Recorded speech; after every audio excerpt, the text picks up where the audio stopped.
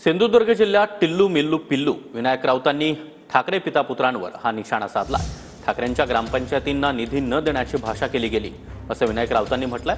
तर माजी खासदार वयामुळे गजनी झाले असतील, तुम्ही सत्तेत असताना किती विकास कामांना स्थगिती दिली ते आठवा, अशा शब्दांमध्ये नितेश राणे यांनी विनायक राऊतांना प्रत्युत्तर दिलंय। रत्नागिरी जिल्हा पुन्हा एकदा भगवामय करायचा राहिला सिंधुदुर्ग। ते टिल्लू मिल्लू जिल्लू तिघे जण आलेले आहेत। एक कोंबडी चोर, एक बकरा चोर, एक गाढव चोर, अशी त्यांची ती नाव आहे। काय गुरमी म्हणे ते सिंधुदुर्गाचा पालकमंत्री काय धमकी देतो म्हणे, युबीटीच्या ग्रामपंचायतीला एकही निधी देणं, एकही पैशाचा निधी मिळणार नाही। मी विचारलं तुमच्या बापजादाचा निधी आहे का तो? तर महाविकास आघाडीचे सत्तेचा काळ जरा त्यांनी आठवावं। गजनी झाला असेल वयामुळे, तो थोडा आठवावं।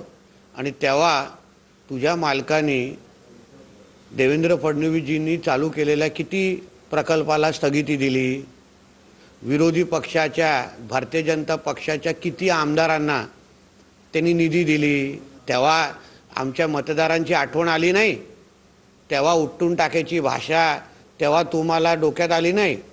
आता जेव्हा तेच औषध तुम्हाला पाजलं जात आहे म्हणून तुम्हाला कडू वाटतंय, म्हणून हे ज्या सुख्या धमक्या आहेत ना, ते तुमच्या मातोश्रीवाल्याला जाऊन द्या।